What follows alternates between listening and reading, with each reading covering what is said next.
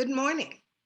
I'm Rosemary Pena, President of the Black German Heritage and Research Association. Dr. Emily Fraser Rath and I, along with our illustrious students at Davidson College, welcome you once again to our class, Black Germans, Art and Resistance.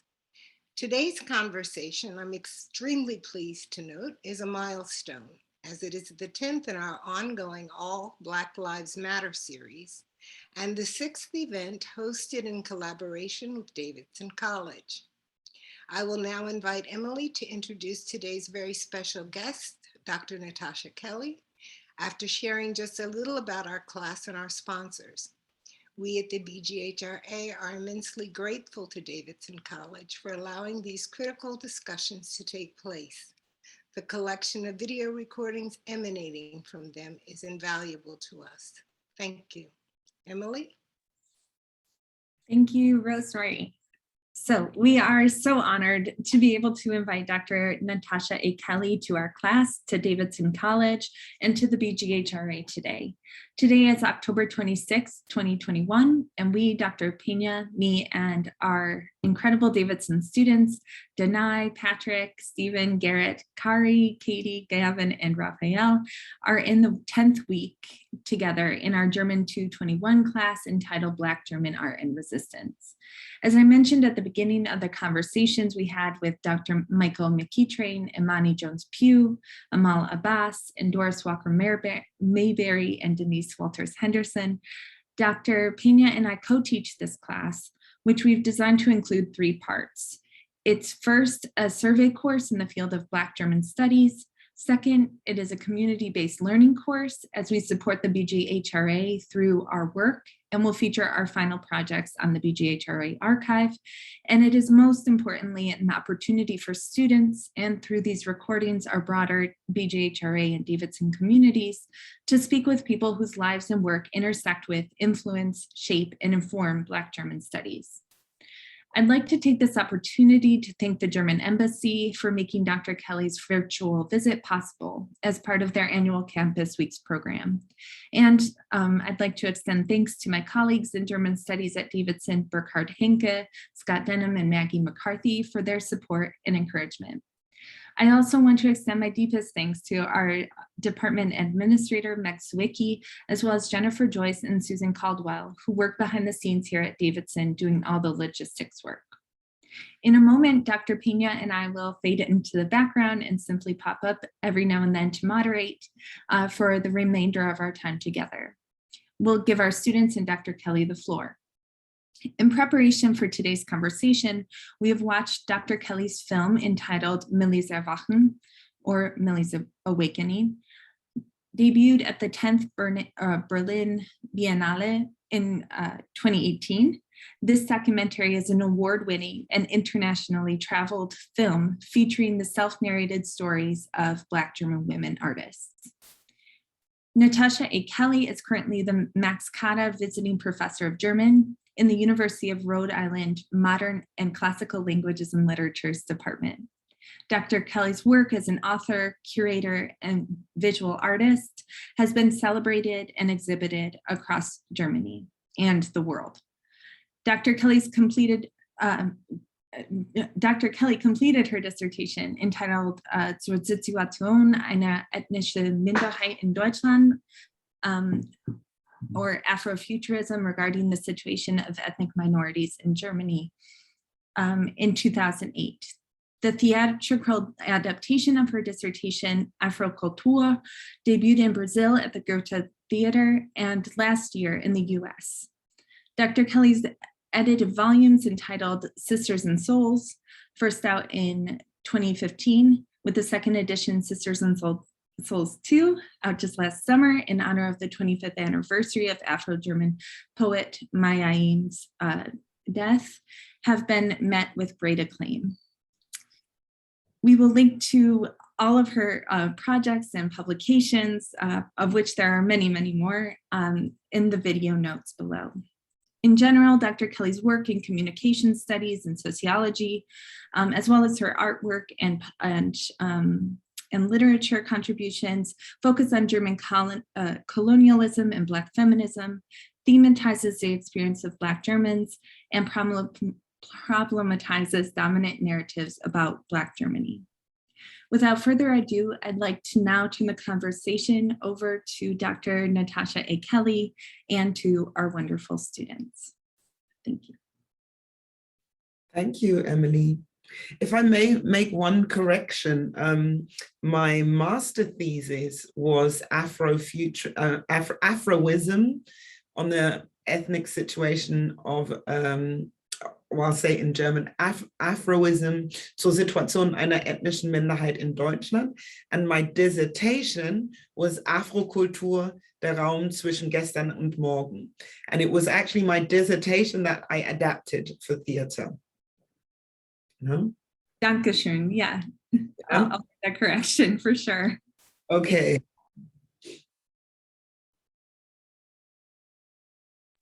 Well, what it actually shows is that it's the continuity of the work and how long I've been doing it, I think, actually, because it started as an active student, as I was your age maybe, and I've been sticking to the topic ever since. You know?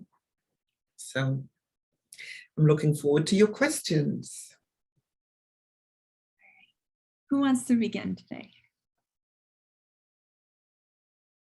Kari, go for it. I see you. Well, I just want to thank you for being here. And I guess my first question is if you could talk us through kind of what inspired the film and your thinking of why you created it, just to start us off. Mm-hmm. Well, I was invited by the curatorial team of the Berlin Biennial in 2018. And I have to emphasize that the curatorial team, it was the first time the Berlin Biennial had an all-Black curatorial team. There were 5 people from different countries worldwide who came together under Gabi and Gobi, who is South African, and who curated this event. And truth be told, if this was not the case, I don't think I would have participated or even be invited, because I don't really think that my work is recognized by the white majority society in Germany. That is actually one reason why I'm here in the USA, teaching here and not in Germany. And they knew my work, they knew what I did, and asked me if I wanted to participate, and actually gave me, they said I could do what I want. No? And I took that literally. And I was actually working with, or I just met my film team at the time. And so we decided to do a film format. First of all, we wanted to do theater performance, but that was a bit more difficult. So we did the film. And for me, it was clear, obviously, that I've been working on this topic for, a few decades now. So that I would do something about Black Germany. And as it was an art context and not a film context, I decided to interview the artists, and that's how it came to be. Mm-hmm.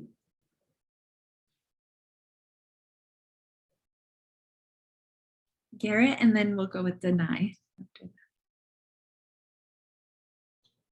How's it going? My name is Garrett, and I also want to thank you for being here with us today.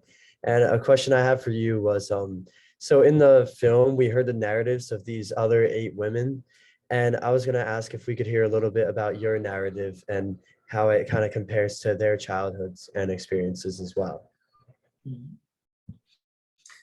Okay, without taking up too much space, with my story, I think it was a conscious choice not to talk about myself in this film. I could have done an autobiographic film, but I didn't want to do that. I actually wanted to share this space, an international space with other artists. But what we have in common is for sure that my love for the art. I fell in love with the art. I started as out analyzing language as a communication scholar, and through visual communication, I landed in the arts. And with the topics that I deal with, feminism, racism, and not other isms, it was much easier to deal with using art. no, than using language.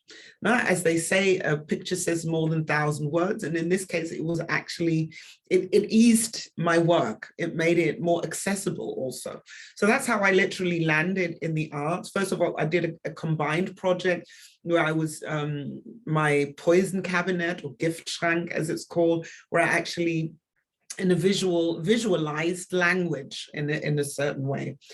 And then it just got more and more and more. And it was for me also a form of healing. I think that this comes through in some of the interviews, and a way to deal with a topic and make it more accessible to society. So that is my take on art. I wouldn't call myself an artist. I would call myself a communicator, and I communicate through art. So that might be the difference between me and the other women in my film. And we share, of course, structural experiences, growing up Black in Germany, going to German school, and not having a name for myself. I think this was one of the most striking points that we all have in common until the 1980s, when Audre Lorde came to Berlin, and Mai Ayim and Katharina Oguntoye coined the term Afro-German and Black German. And I remember being in the 8th grade, actually, when my German teacher came to me and showed me this book. I was supposed to read it. But I thought it was, I was asking myself, well, what did I do? Why am I the only one having to read this book and not everybody else? And I didn't read it. That was my first experience with this book, first time actually seeing this book. But it took until my student years, where I, doing research, I was actually writing my very first paper I wrote at university was on Audre Lorde. And I found it the other day, and I was like, oh my goodness, if you told me that I would be writing books after reading that, I was like, this was like a mess. It was a literal mess. No? And found the book Faber bekennen again. And then with that, the Pandora box opened, and I dived right in and have been doing the work ever since.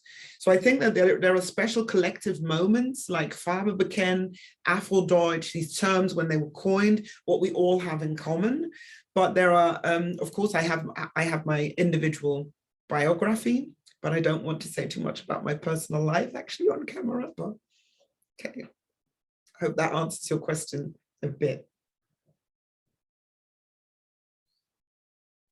Thank you so much. Yeah, Faber bekennen is showing our colors. Yeah, exactly. The original German title. Danai? Hi, I'm Danai. Thank you for talking with us today. And my question was, in structuring the film, did you have a specific audience in mind? So like things that can be affected by that in the film maybe is how people are speaking about their stories, or the order the stories are being presented. So do you have any specific audience, or or your only guidance was communicating the message you wanted to communicate? Yes, my only guidance was communicating the message. And I think the important point for me was not like many documentaries, they do different interviews and they make one entire film out of it. And this film is curated.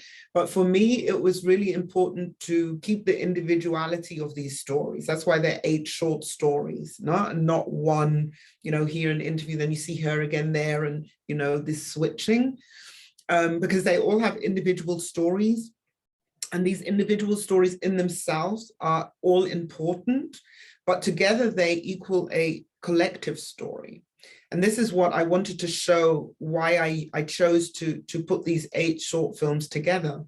And of course, there are, as a filmmaker, you always have the power to decide what comes into a film. On the one hand, there's a lot of material you can't use for several reasons. Then it's too loud, the sound's not right, or the camera was blur, or these typical technical decisions.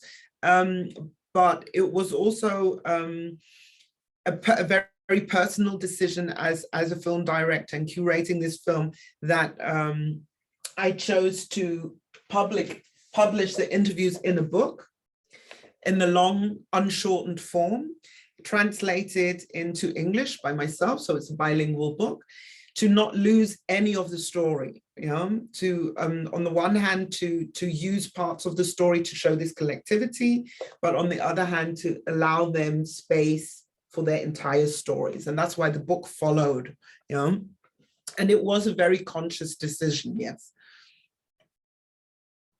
Thank you.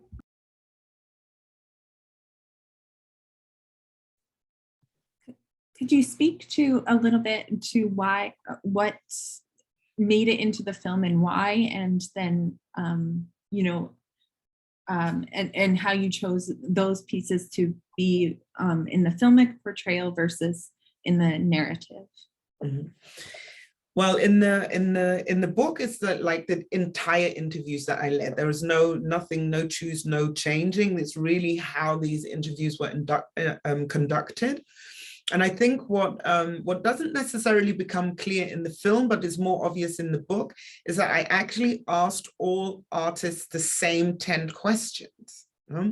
But it's very, very different how they answer to these questions. And I think that these 10 questions were kind of like the red line through choosing what comes into the film and what not, because I tried to build up on these questions and answer these questions that are very collective questions, and what we all have in common, but at the same time leaving them their space for their individuality. So I think that was more what I was trying to do, is show enough of these artists, but at the same time show the collectivity, which was the challenge, actually. Thinking back on the production process, it wasn't easy, but it was, I'm really, really happy how it came out. Excuse me, Natasha. Would you mind showing us the book again and reading the title and letting our audience and students know where they can get it? And we'll also get it in our chat. Mm-hmm. This is Millie's Erwachen, Schwarze Frauen, Kunst und Widerstand, or Millie's Awakening, Black Women, Art and Resistance. And it's actually available through me. So if you write an email to info@natashakelly.com, I can have my assistant send it out to you. And there's also an ebook version, which might be also interesting for US audience, so that you can buy the ebook and download it, like every other ebook. And it's bilingual, like I said. So as you saw in the film, some of the artists were speaking German and then switched into English, or were speaking English. And I wanted to give them this freedom of expression in whichever language they felt more comfortable in.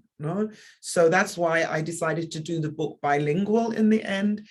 And yeah, that's, show it to you again, maybe. This is the cover of the book. Thank you. Yeah, we'll link to that for sure. Raphael. Oh yeah, so hi, my name is Raphael, and once again, thanks for being here. And I guess my question, so you said you think of yourself as a communicator, and not necessarily as an artist, but also a communicator, but more so a communicator. And it's just interesting to me because, art's something that can be interpreted in so many different ways by different people. So like, how do you go about communicating a certain specific message through your artwork, knowing that it can be interpreted differently by different people, I guess? That actually is a huge philosophical question you're asking right there, which I don't think is so easy to answer. At this point, I like to quote W.E.B. Du Bois, the US African-American philosopher, journalist, activist, educator, who was also very influential in Germany during German colonialism. That's what a lot of people don't know, that he actually also studied in Germany and really influenced debates on anti-racism as early as 1892. And he said once, art is propaganda and ever will be.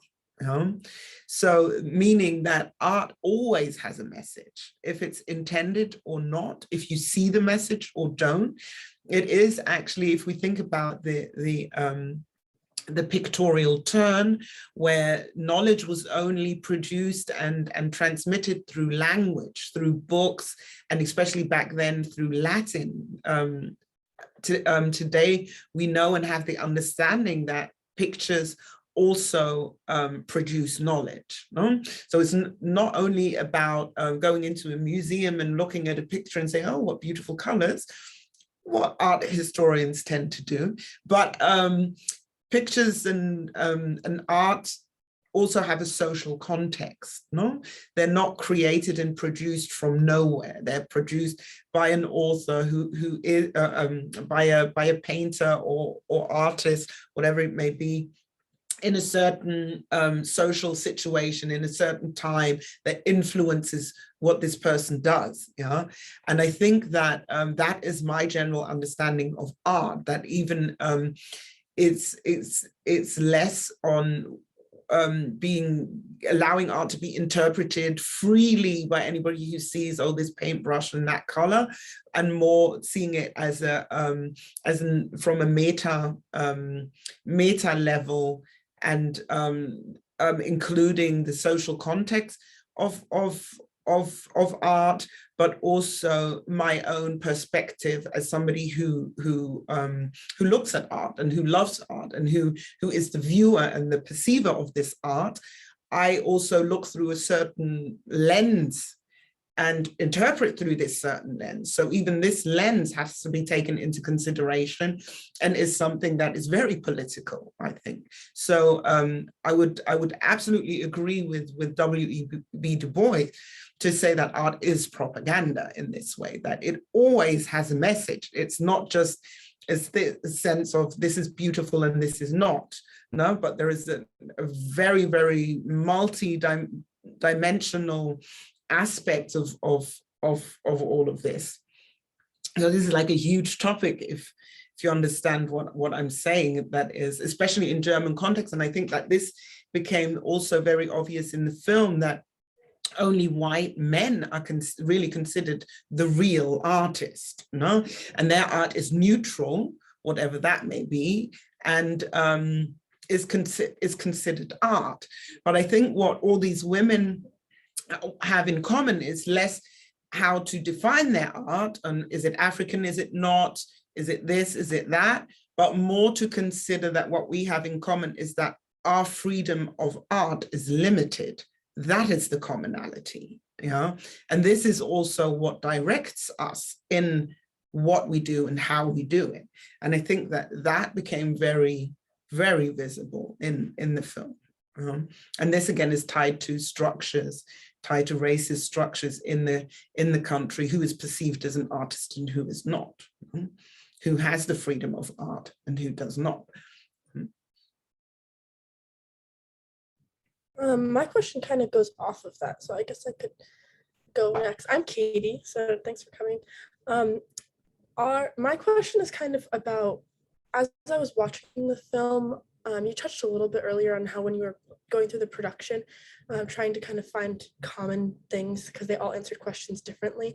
And one thing that I noticed was that a lot of the things that many different people talked about surrounded their own education or their relationship with education. Specifically, there's someone who talked about like their art education being very Eurocentric, and then another person saying that their degree was like took a long time for their degree to be taken seriously from a different country. So my question is kind of just about that, and more generally also about how you think education kind of being so white-centered and Eurocentric in general, how that affects, I guess, the entire field of Black German studies, but also in general, like individual experiences and you specifically, just anything about that you want to talk about. I think for me, education is only the channel through which knowledge is transported, you know? So behind education, behind every education system is a knowledge system. And the knowledge system is Eurocentric. And I think that especially you're talking about Zondrine and Zari, who both have an art education, but they both have an art education in different contexts. So Zondrine was talking about her art education in Mauritius, I think. No? So she was not even in Europe, yeah, but had an extremely Eurocentric art education. No? She goes on to say that she didn't even learn anything about artists of color. She's on an island far away from the West, and she's learning Eurocentric art. Yeah, and at the same time, in the same sense, Zari is saying that she had her art education in Chicago, I think, here in the US. And it was the same thing. So I think it's the education systems might be different, but behind each education system is the same Eurocentric knowledge system. And it doesn't matter where you are in the world. And I think that is really the important point. And that's exactly what I look at in my dissertation. I look at knowledge systems. And that is what we globally have in common, is the knowledge system, that it, or the knowledge itself, that it's Eurocentric. Knowledge is only produced from one perspective, and that is the knowledge that is valid. And every other form of knowledge, like Black knowledge, for example, or knowledge from an Afrocentric perspective, is not given the same value, the same seriousness also, no? And that is in all fields. So I could have practically made a different film talking to teachers, for example, yeah, and the result, the structural result, would have been the same. No, maybe I'll do that one day. Make another film, just talking to somebody from different fields to actually prove this, because it's racism is structural, yeah, and there is no part of society in Germany which is not affected by racism, because it's structural. And I think that it's also overwhelming to see how global this phenomenon is. Now, if you look at it, like, I mean, I'm talking as a sociologist now, where we look down on society and the structures of society more from the bird eye view, yeah, and then you can see the different layers of society, and the top layer is definitely racism. No, alongside the patriarchy and capitalism. No, these things are all entwined with each other. Hope that answers your question. Okay.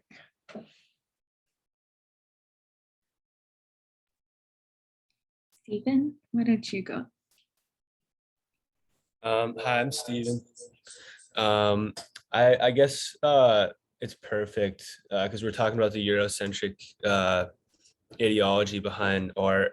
I'm just curious that has there been any progress made in the last few decades to be more like inclusive of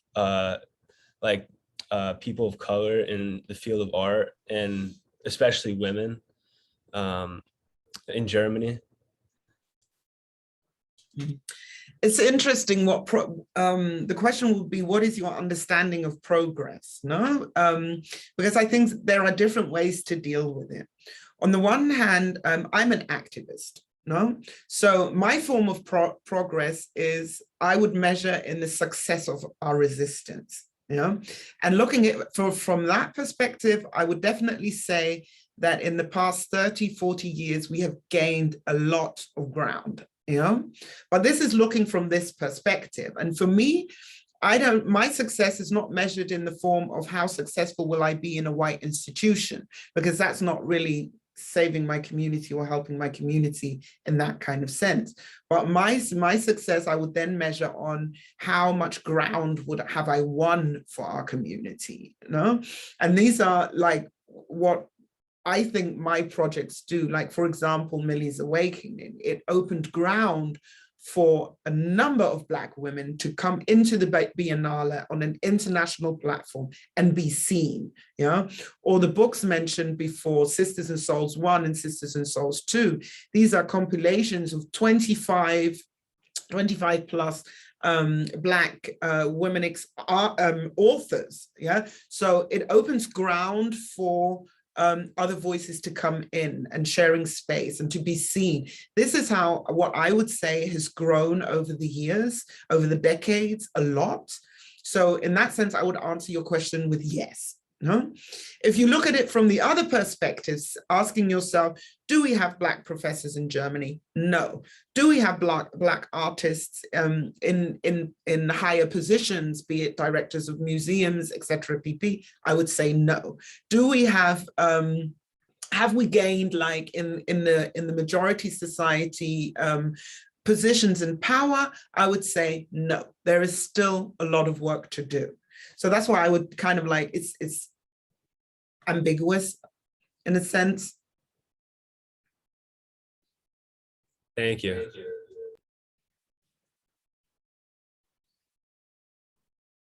Pat, you're up. So my questions revolve around the film. Also, I want to thank you for coming by and talking to us. So my question was, some parts are in English and some parts in German. So what prompted you to like change the language and why? Like, I'm just curious. Like, well, I didn't change the language. I actually, like I mentioned before, I gave the artists the freedom to talk in the language they feel most comfortable in. No, and maybe because I'm fluent in both languages, it would have been difficult if it was another language that I don't speak. Then I would have had to kind of push it in a direction that it's understandable for me, at least as the director. But these two languages were doable. In Germany, English anyway, and German. And for the non-German speakers, it has the subtitles. So, yeah. Oh, one other question about like kind of the order. So how did you decide what the right like order of people you interviewed? Was it simply just chronological, like, or did you put it in some kind of order? It's actually not chronological, not really. And it's interesting because the book starts exactly the other way. It starts with the oldest and goes from the oldest to the youngest, no? And it was, in a sense, the way that we could tell the story, because I think at one point the chronology is not right. I think, looking back, let me say it this way: I chose the order by what they said. No, looking back, if I would do the film again, I would also do the film chronologically, starting with the youngest going to the oldest, but it's not like that. The book is, but it starts the other way. And, but because of the parts that I chose to come into the film, for me, I thought it was more understandable to put it like this, because what they said built on top of each other, no? So that was kind of like what made the decision.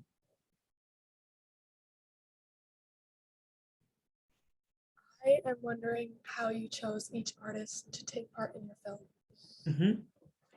Yeah, well, that is also an interesting story, because I started with the oldest. So the last short film you saw was actually the first interview I made, and she was the one that gave me the impulse to actually do this film, Nadu.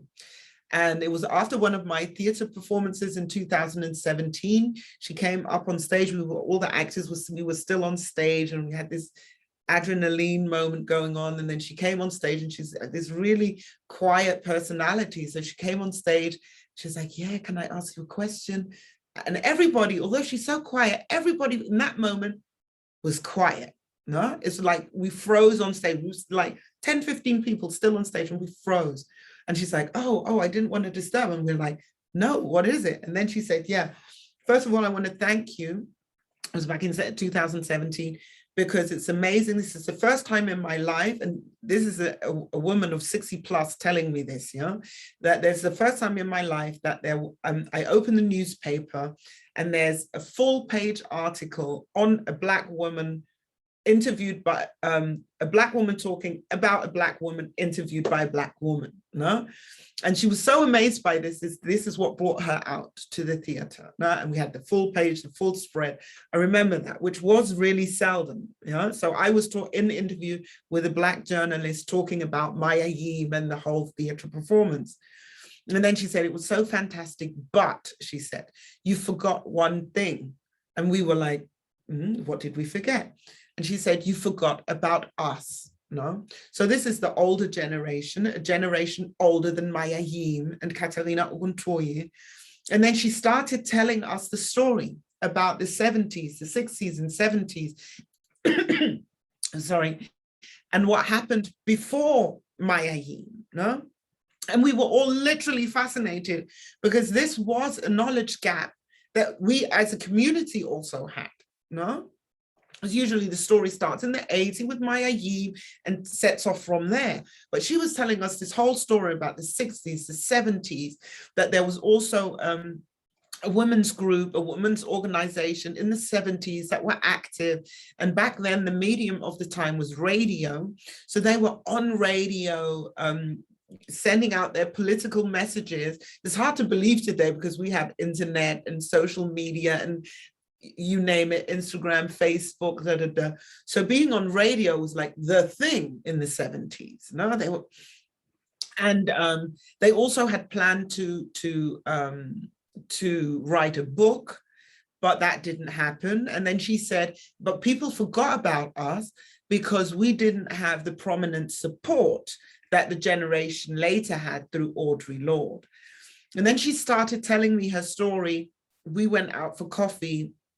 And my first intention was just to do a film about the 60s and 70s, you know, to fill this gap, to fill this knowledge gap. Because we also have a lot about the 40s, the 50s, the post-World War II, and children of the liberation. But then there's literally a gap in the 60s and 70s, and then it continues with the 80s. You know? And then I started searching for women from this generation, and I actually found a lot of women, and but they didn't want to talk in front of the camera because they were like, okay, Natasha, if you're doing a book, great, I'll have an interview, but on camera, no. And that's literally what about 3 or 4 of them said. And then I was at a poetry slam where I met the youngest, who does the spoken word in front of the painting, Millie. And she did this piece on Black women and how we are, you know, how the pressure that we have to take, da, da, da, da, da, da. And I said, okay, this is exactly what I'm trying to talk about in my film. And then I asked her if she wanted to be a part of it. And then when she told me that she also has a film installation in the museum and so on, I was like, okay, you have to be in it, no? And so I practically had the eldest and I had the youngest, and there were 40 years between these two.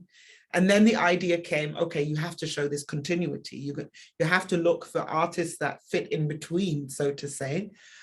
And that's what I did. And some of them I knew personally, and others were recommended to me.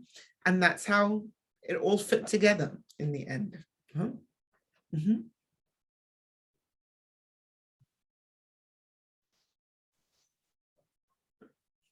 Yeah, Raphael, I hope you're asking your other question. Oh, which I was gonna ask the question you wanted to. sorry, I wasn't sure which one. I just had a question as to like the so I noticed that in some portions of the film you filmed in black and white only, and then some had color. And I was just wondering if there was like a reason behind that. And it was interesting because I remember the scene of the woman who was taking photographs of, she was sitting in front of a pond and she was taking photographs and she had a camera.